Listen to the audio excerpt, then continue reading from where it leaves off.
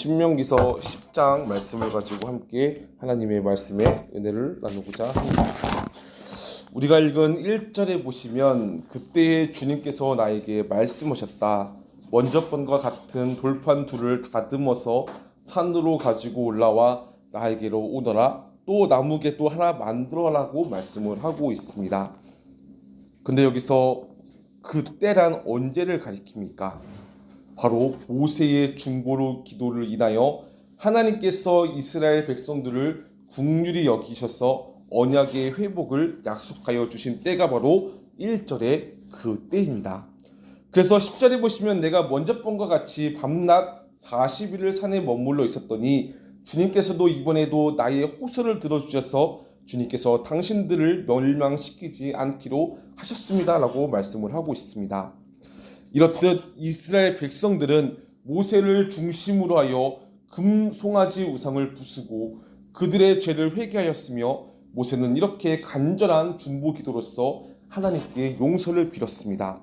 그러자 하나님께서는 어떻게 반응하십니까? 하나님께서는 그들의 죄를 용서하여 주셨고 모세에게 다시금 두 돌판을 가지고 하나님께 나와서 십계명을 받도록 하셨습니다.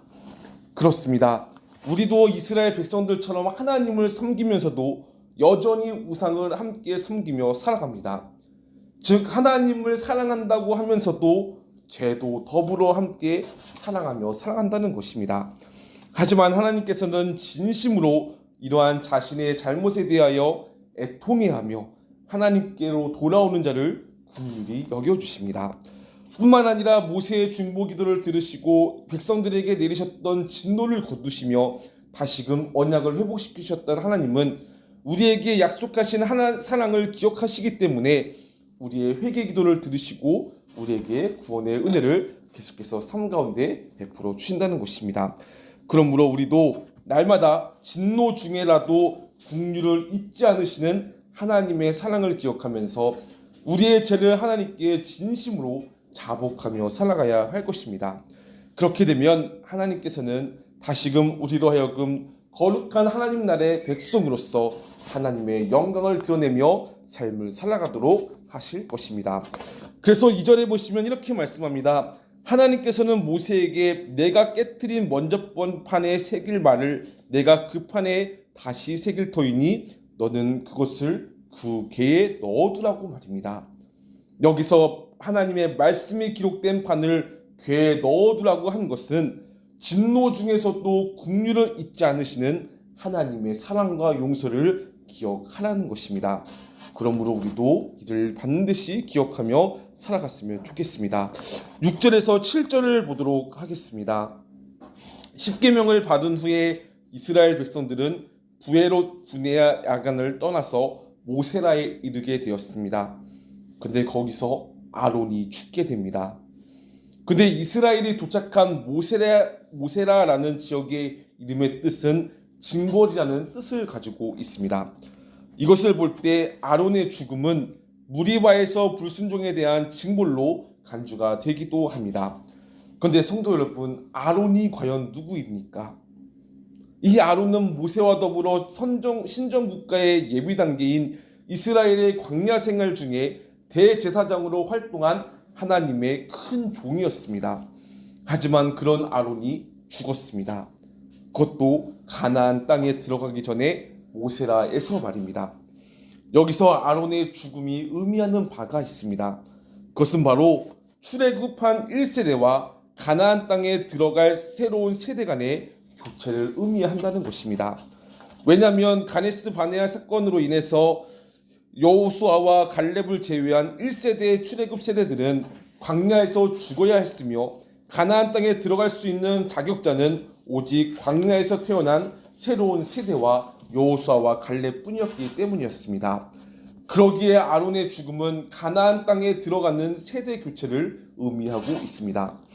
또한 아론이 죽었던 곳이 징벌이라는 뜻을 가진 모세라라는 지역인 것을 감안할 때 아론의 죽음은 광야에서 태어난 새로운 세대들이 가나안 땅에 들어가서도 하나님만을 경외하며 살아가야 할 것을 암시해 주고 있습니다.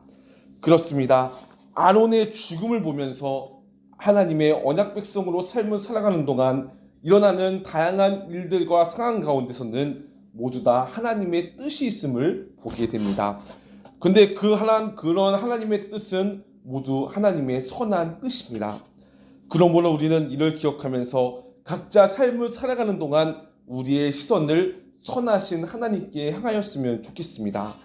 우리가 살아가는 동안 하나님께 불평불만하기보다는 하나님의 말씀을 통해서 하나님의 뜻을 구하며 우리를 향한 하나님의 뜻을 구하며 하나님께 기도함으로 통해서 선하신 하나님을 바라보며 살자는 것입니다. 이러한 하나님의 은혜와 사랑이 넘치기를 간절히 소망합니다.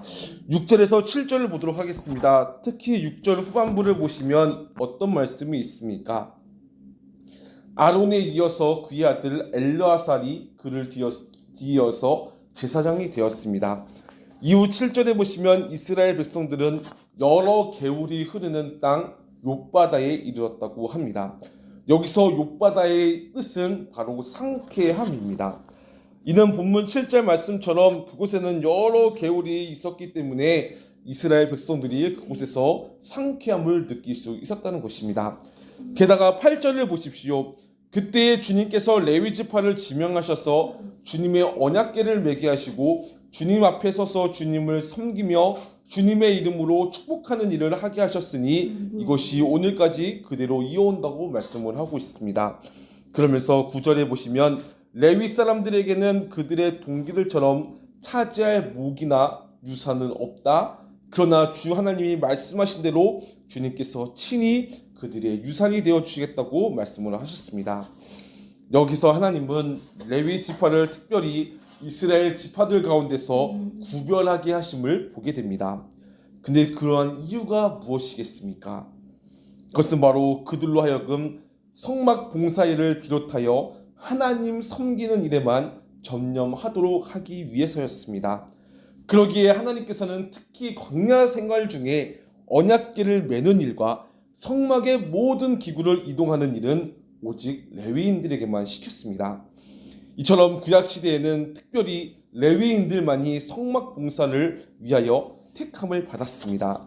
그러나 오늘날에는 모든 성도들이 각양각색의 은사를 받은 대로 교회에서 봉사할 수 있는 귀한 직분을 하나님께로부터 받았습니다. 더구나 그 직분을 충성스럽게 감당할 때 하나님께서는 영광과 생명, 의의 면류관으로 우리를 영화롭게 해주시겠다고 약속까지 하셨습니다. 그러므로 우리 성도들은 이러한 봉사의 직분을 자랑스럽게 생각하며 오직 죽도록 하나님만을 충성하며 섬겨야 할 것입니다. 12절을 보도록 하겠습니다. 이스라엘 자손 여러분, 지금 주 당신들의 하나님이 당신들에게 원하는 것이 무엇인지 아십니까? 주 당신들의 하나님을 경외하며 그의 모든 길을 따르며 그를 사랑하며 마음을 다하고 정성을 다하여 주 당신들의 하나님을 섬기며 당신들이 행복하게 살도록 내가 오늘 당신들에게 명하는 주 당신들의 하나님의 명령과 규례를 지키는 일이 아니겠습니까? 라고 말씀을 하고 있습니다. 그렇습니다. 하나님께서 이스라엘 백성들에게 요구하시는 것이 무엇입니까? 바로 여호와 하나님을 경외하는 것입니다.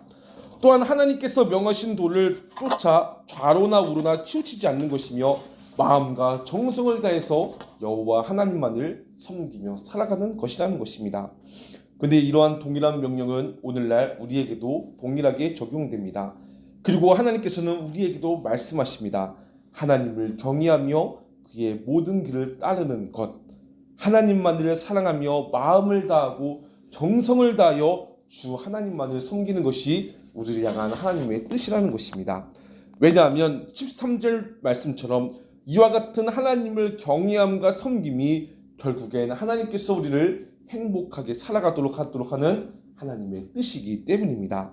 또한 15절 말씀처럼 하나님께서는 하나님의 택함받은 저와 여러분들에게만 마음을 쏟아 사랑하셨고 사랑하고 계시기 때문이신 것이죠.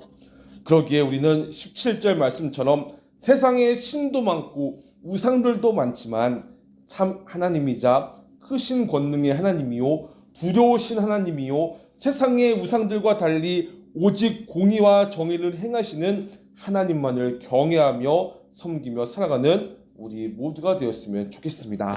더불어 19절 말씀처럼 나그네 된 이웃들조차도 사랑하며 하나님 사랑, 이웃 사랑을 실천하며 살아가는 주님의 거룩한 복음의 증인들 되기를 간절히 소망합니다.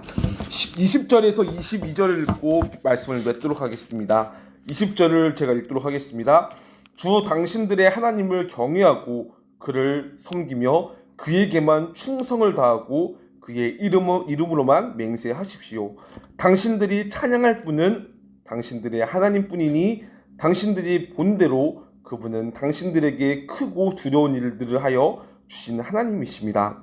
당신들의 조상이 이집트로 내려갈 때에는 모두 7명밖에 되지 않았지만 당신들의 하나님은 이제 당신들을 하늘의 별과 같게 많게 하셨습니다. 아멘. 하나님만을 경외하며 따를 때 하나님께서 우리에게 행복을 주시고 하나님의 말씀을 따라 하나님 사랑, 이웃 사랑을 하며 살아갈 때 하나님께서는 더욱더 우리로 하여금 하나님 안에서 참된 행복을 누리게 하실 것입니다. 이를 믿고 슬플 때나 기쁠 때나 언제나 어디서나 하나님만을 경외하며 살아가는 우리 모두가 되시기를 간절히 소망합니다. 기도하겠습니다.